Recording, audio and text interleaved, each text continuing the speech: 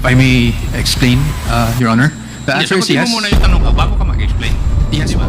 Yes po. Basahin ko man ng ilang beses yung programa na yon, walang nagsasabi doon na pwedeng gamitin yung confidential fund ng isang agency. Yung sa COA, mali po yun. Kasi kitang-kita naman na natin that you ask for these documents to support your liquidation insofar as the confidential fund of the Department of Education. Yung sa COA, naging controller ako ng pulis kaya alam ko kung ano ang sinasabi nitong mga membro ng Philippine Army ngayon Mga tao, mayroon hong prominent na line sa pelikulang Star Wars.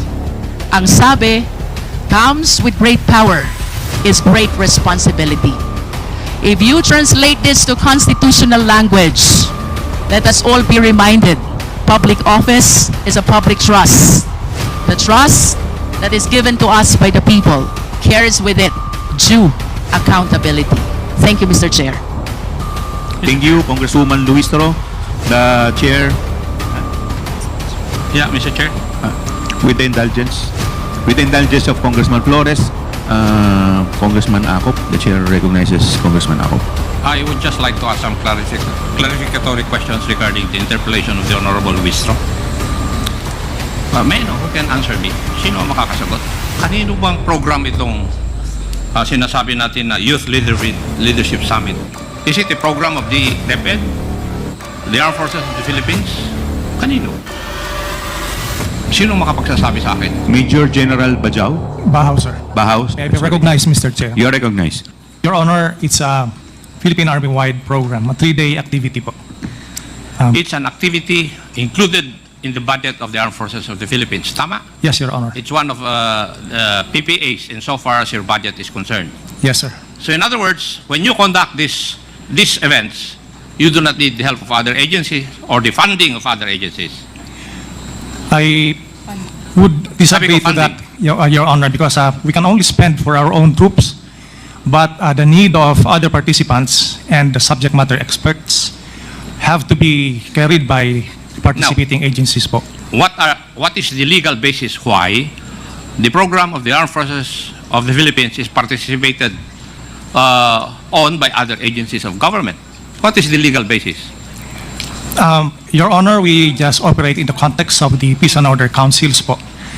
Our participation in the POC would also reflect on the participation of other agencies when we conduct this activity, sir. Oh, direct question na lang, General. Did you receive any funds from the confidential funds of the OVP in the conduct of these events? No, sir. No. No, sir. There's no funds coming from. There are no funds coming from the Office of the Vice President. Yes, sir. No funds Regarding coming this. from them. Thank you. May I ask Yusek Memphine? Yes, sir. Yusek Mempin, you are recognized. Why would Yes, Why Yes, would Your Honor. certifications be addressed to you? Your Honor, Mr. Chair, as I mentioned to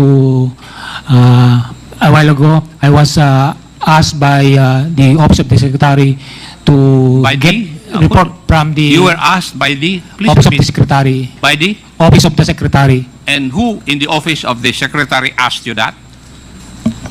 Hindi naman pwedeng magsalita yung office of the secretary, di po ba? So It's a- there must be somebody from the office of the secretary who asked you to do that. It's And may I know who that is? it's our former Chief of Staff. And who might that be? And who might that be? Former USEC Attorney Mike Poa po, sir. Your Honor. Yusek Poa. Would you agree to the answer of the Yusek Mempin? Yes, Mr. Chair, Congressman ACOP, yes, I confirm that. That you asked him to ask for the certifications from the different unit commanders of the Philippine Army? If I may explain, Your Honor, the answer is Sagutin yes. mo muna yung tanong ko bago ka mag-explain. Yes Di ba? po. Yes po. So, tama yung sagot sa akin ni Yusek Mempin. Yes po. Na kayo po ang humingi sa kanya na humingi siya ng certification doon sa mga units ng Philippine Army na nag-conduct ng YLS. Your Honor, if I may qualify, hindi po specifically on YLS. What I asked for was for any accomplishment. Kasi po yung ayon doon sa AOM na natanggap namin, pag nagbigay daw po ng rewards, you needed evidence of success of the information you received from the rewards. I mean, you received through the giving out of rewards. So because of this, I coordinated with USEC Mempin to to provide any proof of accomplishment para po doon sa rewards na na-disburse ng confidential funds. Thank you. May I ask, you have been in the Army, Yusek Memphis, di ba?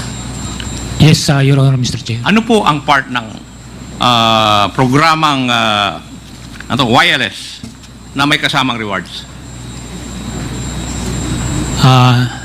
Could you please tell me which part of that program would require the giving or the awarding of rewards? Which part of the program would require the gathering of information? Kasi yun po yung purpose ng confidential fund ng DepEd. 4 po yun. Now, which part of this?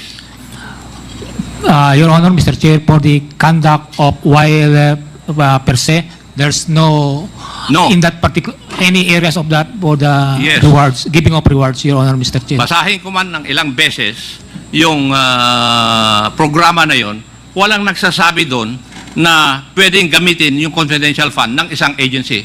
Would you agree with me? Yes, Your Honor, Mr. Chair. Yes. So, Yusek COA, mali po yun. Kasi kitang-kita naman na natin that you ask for these documents to support your liquidation insofar as the confidential fund of the Department of Education is concerned. Kasi hindi naman kaya basically primordial na kasama doon po sa mga events na yun And yet, you are submitting or you submitted to COA documents to support your liquidation of the confidential fund of the Department of Education. Wala Kahit na anong basa ko.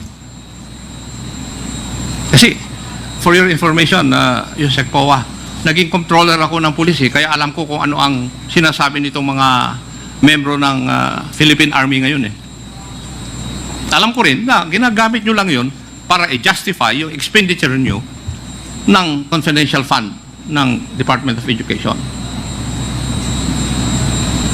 Di ba? You just use that to justify your liquidation of the fund. Hindi po ba? Yes, Your Honor. Yes. If I may also just, if Your Honor would allow me, Mr. Chair. Mr. Michael Powa, you're recognized. Basically, just to expound and just so I can inform the committee factually what happened, we received an AOM back in February asking for certain documents, one of which are the DEPs, which are the document evidence of payments. Another one would be for pag may rewards daw, kailangan daw po merong evidence of success. Because I am not aware on how the confidential funds are operationalized, I went to USEC Mempin, who is our former security consultant, to ask if there would be any document that we would be able to show the COA na meron namang success, on the premise that whatever activity was conducted on the ground by the military was targeted because of information received from DepEd due to those rewards given out. Yun po yung pinanggagalingan ko. And when I received the certifications, I submitted them as such in response lang po to the AOM. Mr. Chair, just a clarification. No? I think Yes, Congressman Abante, you're I heard recognized. him mention that he is not aware of the nature of the confidential fund. Is that right? Not the nature, if I may clarify, Mr. Chair, not the nature, I understand the nature of confidential funds, but on how it is actually operationalized or used on the ground, under oath, I would like to state for the record that I'm really not aware. Hindi ko po nakita yung fund, hindi ko po alam kung paano siya ino-operationalize on the ground. Ang participation ko po ay naganap nung ako po ay OIC for finance kasi at that time, because we had to respond to the AOM, I had to get all the documentation that COA was asking for po through that AOM. So, ibig sabihin po, hinihingi nyo lamang po itong mga documentation na to para lang ma-justify kung paano ginamit. Pero in actual, hindi talaga doon ginamit. Tama po ba? Parang ganun na pagkakaintindi ko Parang hinihingi nyo lang po yung certification nung nilabasan na kayo ng AOM. tama po. Tama po? Oh. Tama po. Nung lumabas po yung AOM, Saka kayo humihingi kailangan nito. daw po ng evidence of success. Yes. So kahit na hindi doon ginamit, gumawa kayo ng mga documentation na parang doon ginamit. Parang ganun. Kung tama po yung pagkakaintindi ko. Hindi naman po, Mr. Kasi Chair, lumalabas po, hindi naman po doon ginamit yung confidential fund. Pero itong documentation na inisyu po nila Yusek Mempin, yun ang sinabit natin sa COA just to justify yung AOM. Mr. Chair, again, this is just under my impression nung nakuha ko yung certification. No po. The certification po kasi, when I read it, stated that they conducted yung mga YLS based on the information received from LGUs, DepEd, etc. So ang impression ko po, and again, this is just my impression, is that because of the information they received from DepEd, sinigawa nila, targeted kung saang areas yung YLS. Again, that is just my interpretation of the certification, Your Honor. And now, whether or not that is indeed the case, I really do not have personal knowledge to Yes, but you have no idea if the fund coming from confidential fund was utilized from LYS. Wala po kayo idea. I cannot confirm or deny that, Your tama. Honor. Yes, the chair would like to recognize. Yes, please continue, Congressman ACOP. Thank you. So, Yusek Mempin, wala pong ibinaba ng pondo sa Armed Forces of the Philippines or sa Philippine Army units. Wala. As para sa akin, sir, wala po po, sir. Yung mga units ng Philippine Army which conducted the summits, wala rin po kayong pondong natanggap galing sa DepEd. Would that be correct? Yes, sir. Correct, sir. That's correct. Now, may I ask, bakit kayo nag-issue ng certification? Hindi. That's not you kasi hindi naman ikaw nag-certify eh. Why did you issue certification? Sino pong sasagot? Mr. Chair, Colonel Colonel Boransing, Yes. you are recognized. Mr. Chair, sir, as I earlier mentioned, sir, because almost all of our activities on the ground are multi-stakeholder. When we appear in activities of one or many agencies ask for certifications of attendance, as I have asked the Secretariat to issue us with a certificate of attendance that we attended this activity. We assume that that certification was also for for that purpose. So a lot of other national government agencies and local government units ask for certifications in that manner also. So you're trying to tell us that it was Yusek Mempin which required the submission of those certifications? Siya po ba ang nag-require sa inyo? Yes, he asked, Mr. Chair. Yes, sir. Was it through a written document or what? He called our commander, sir. Ganun na po ba ngayon sa Armed Forces of the Philippines? Well, sir, the other agencies also, like for instance, the regional offices of the Department of Agriculture, TESDA, they also text me during our activities. So I think it's a accepted mode of unofficial communication. For your information, yun pong purpose ng confidential fund ng DepEd in its accomplishment report ay 4 po, for your information. Number 1, counter-insurgency programs. Number 2 is abuse prevention and control within schools. Number 3, anti-illegal activities operations and anti-extremism and terrorism programs. Di po ba? Nowhere could I find dito po sa accomplishment report na sinabmit ng Office of the Department of Education, would I see na yung activity ng Armed Forces of the Philippines is enumerated. Wala eh. Wala akong makita. And yet, yung mga ginawa niyong activities, nandun ngayon dun sa liquidation ng contingency fund ng DepEd. Bakit ganun?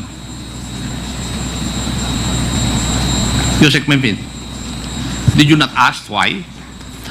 When you were asked to get certifications or to secure certifications from those units of the Armed Forces of the Philippines which conducted the YLS, hindi mo tinanong bakit? Your Honor, Mr. Chair, as former Yusek po mentioned, I was also informed that the Office of the Secretary needs some impact or outcome of the efforts of the Department of Education in terms of protecting the youth, including the out-of-school youth and some IPs. So I was not aware of that is the purely justification for the confidential fund. So I coordinated with the Philippine Army commanders, my former colleagues, to give feedback or in terms of certification that they have conducted wireless in coordination with various stakeholders to include Department of Education. So yun po yung parang pinaka-basis ng coordination ko po sa mga Philippine Army units na nandito po ngayon. Kasi maski sa certification, Yusek, wala rin akong nakitang na amount na nakalagay doon sa mga certifications ng mga unit commanders ng Philippine Army. Wala. So, may ibang purpose lang yung pagkuha nyo ng certification na yun. And as I've said, it is used to justify yung expenditure ng or pag-spend ng confidential fund ng Department of Education. Now, COA, would it be true na nagbigay po kayo ng CN o credit notice doon sa first 2 quarters ng use ng confidential fund ng DepEd? Attorney Camora, you're recognized. Yes po, Mr. Chair. May I know the basis why nagbigay po kayo ng credit notice? Kasi what I know is if you give credit notice, everything is proper. Yes, Mr. Chair. Now, bakit po kayo nagbigay ng credit notice doon sa first 2 quarters? Since nag-submit po sila ng documents that we required in the AOM, we deem them okay na po for the compliance. Parang sa joint circular din, Yes, Mr. Chair. di ba? Yes, Mr. Chair. Actually, yun nga po, yung certifications is And- one of the requirements po. When I I say mean- parang sa joint circular, you do not do anything to find out whether the data or the certifications given you would be reasonable or true. Hindi nyo tinitignan, di ba? Mr. Chair, since dun sa certifications, nilagay po nila na- Shall we say circulars? yes, Mr. Chair. Ganon. Yes, Ganon po Mr. yan. Chair. Paano nga natin mababantayan yung kwan kung pag ganyan ang inyong pag-iisip? Di po ba? Now, Mr. Chair, please allow me to come up with my parochial concern because I heard a while ago that Yusek Densing was in charge of the allocation of the BEFF or Basic Educational Facilities. Tama po ba? Mr. Chair, if I may. Yusek Densing, you're That's correct, recognized. Correct. Pwede ko bang malaman bakit walang napunta sa Antipolo na school building Sir, during your term or the term of VP Sara? ang nahawakan ko po actually is 24. Hindi, tinatanong ko. Sagutin mo muna ako. Pero sir, ang sa Antipolo kasi, Antipolo, Taytay, tinanong ko rin kasi yan dun sa technical working group, wala na pong buildable space. Yung pang binanggit sa akin. Walang buildable space. Opo. There's a fund with the DepEd na pambili ng spaces. Di po ba? Wala po. Yun po ang nilabi namin nung nakaraang That is budget. for GA 2022? 24 po, 24. Hindi, tinatanong ko nga eh. Sa 22 po wala. Congressman ako noong 2022. Opo. My wife was a I congresswoman wasn't there yet, but there was no since fund, sir. 2019. I was not there Pero yet. wala kaming natatanggap. Apo. Your records will bear me out. Apo. I As a matter of recognize. fact, the first time, 2022, nag-usap po tayo. Kasi kinausap po ninyo yung mga kwan eh, yung mga members ng parties. Di po ba? And we talk. Sinabi ko yung concern ko na yun eh. Apo. We did. In fact, nung ginawa nga nila, may mga districts nga, legislative districts na wala. Now, may I ask you, Yusek Densing, is that following the mandate of the Constitution that you are supposed to equitably distribute government resources? That's the part of the criteria that I mentioned to the National Technical Working Group. Tinatanong nga kita eh. Apo. When you do not allocate school buildings doon sa isang lugar, is that equitable distribution? Again, sir, the problem was there are no buildable spaces in the area. Sino po ang nagsabi? Yung National Technical Working Group po. Itong 2024, humingi ako. Opo. 2024, humingi ako. There are buildable spaces. Pero wala pa rin.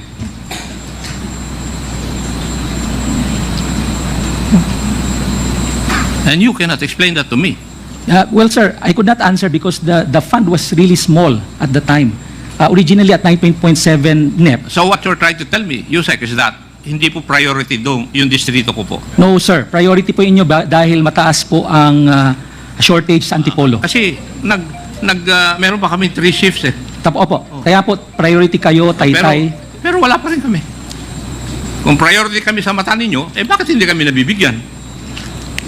O Yun baka ba? tama yung sinasabi ni Johnny Pimentel. Ay, hindi po tama yan. Hindi po tama yan. Thank you, Mr. Chair. Thank you. The chair would like to recognize the Honorable Jonathan Kate Flores. Thank you, Mr. Chair. Yusek Mempin.